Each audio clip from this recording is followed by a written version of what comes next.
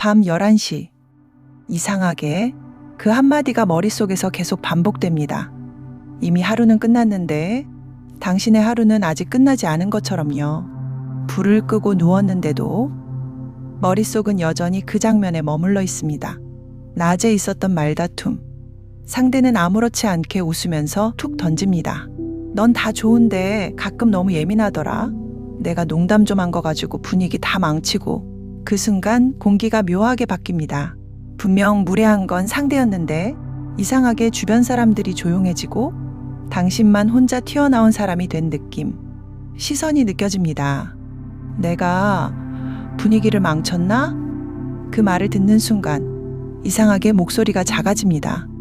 내가 그랬나? 미안, 내가 오늘 좀 피곤해서 그랬나 봐. 그 자리는 그렇게 어색하게 정리됩니다. 아무 일도 없다는 듯. 다시 웃고 다시 대화가 이어지지만 당신의 마음은 그 자리에서 빠져나오지 못합니다. 집으로 돌아오는 길, 그 대화가 계속 자동 재생됩니다. 아, 그때 그렇게 말했어야 했는데 왜 나는 바보같이 사과부터 했을까? 심지어 이런 생각까지 들죠. 그냥 웃어넘겼어야 했나? 내가 너무 과민 반응한 건가? 같은 장면을 다른 버전으로 수십 번 다시 재생합니다. 하지만 어떤 버전에서도 당신은 결국 그냥 참을 거리라는 결론에 도달합니다. 상대는 아무 일 없다는 듯 자고 있을 텐데 당신은 차가운 침대 위에서 계속 스스로를 깎아내립니다. 내가 정말 예민한 건지, 내가 인간관계에 문제가 있는 건지 하나하나 해보하듯 생각하다가 결국 스스로를 의심하게 됩니다. 그리고 다음날 아무 일도 없었던 것처럼 다시 그 사람을 마주하죠. 아무 일도 없었던 건 사실 당신을 제외한 모두입니다. 분명 피해자는 나인데 사과도 내가 하고 후회도 내가 합니다. 이게 과연 당신이 부족해서 벌어지는 일일까요? 이상하지 않나요? 분명 갈등은 끝났는데 당신의 에너지는 왜 바닥이 나 있을까요? 왜 그 순간에는 아무 말도 떠오르지 않을까요? 왜 상대의 논리가 엉터리라는 걸 알면서도 결국엔 내가 이상한가?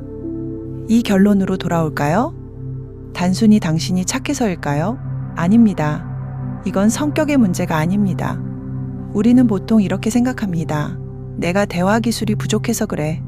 논리적으로 반박하는 법을 배우면 이길 수 있을 거야. 그래서 말 잘하는 법을 검색하고 유튜브를 찾아보고 혼자서 연습도 해봅니다. 거울을 보면서 말해보기도 하고 머릿속으로 시뮬레이션도 해보죠. 그런데 막상 그 사람 앞에 서면 어떻게 되나요? 준비했던 말은 하나도 기억나지 않고 심장만 빨리 뛰기 시작합니다. 목소리는 떨리고 감정은 올라옵니다. 결국 또 아니야, 내가 좀 예민했나 봐. 이 말로 끝나버립니다. 논리가 부족해서 지는 게 아닙니다.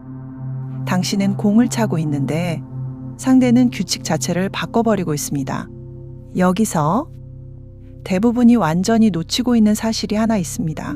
상대가 당신을 휘두를 수 있는 이유는 그 사람이 강해서가 아닙니다.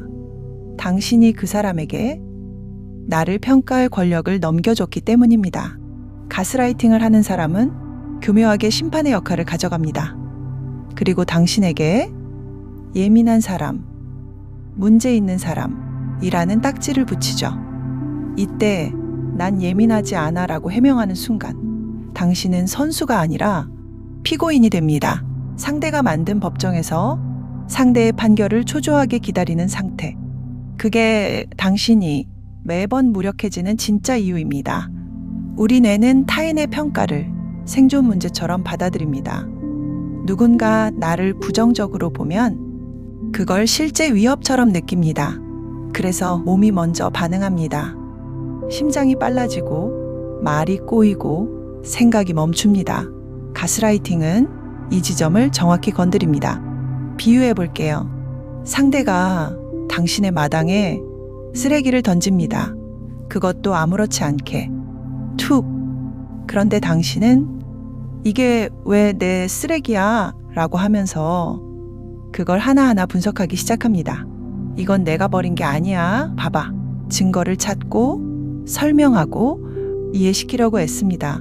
하지만 그걸 설명하는 순간 당신은 이미 그 쓰레기 안으로 들어가 있는 겁니다. 상대는 웃고 있죠. 당신이 증명하려고 애쓰는 순간 이미 주도권은 넘어갔기 때문입니다. 잠깐 떠올려 보세요. 최근 누군가와 대화할 때 이런 기분이 들지 않았나요? 설명할수록 내가 더 이상한 사람이 되는 느낌. 상대 기분을 신경 쓰다가 내 말은 사라지는 순간.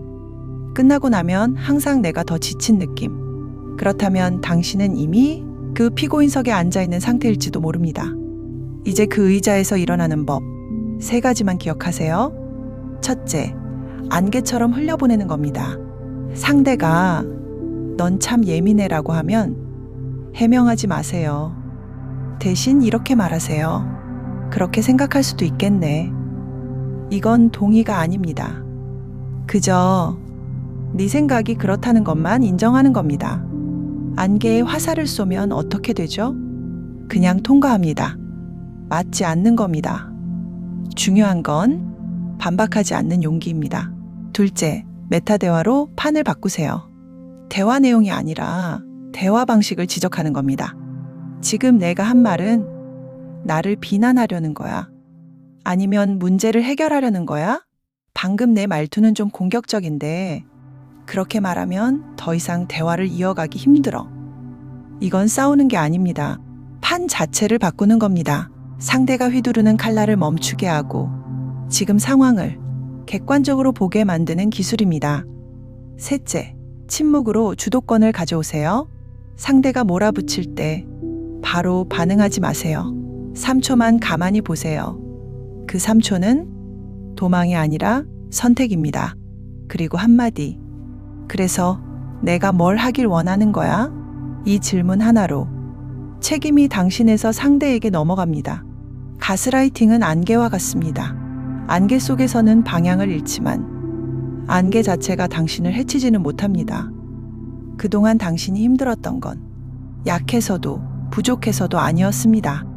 그저 좋은 사람으로 남고 싶었던 당신의 마음 때문이었죠. 그리고 그 마음은 잘못된 게 아닙니다. 다만 방향이 조금 바뀌어야 합니다.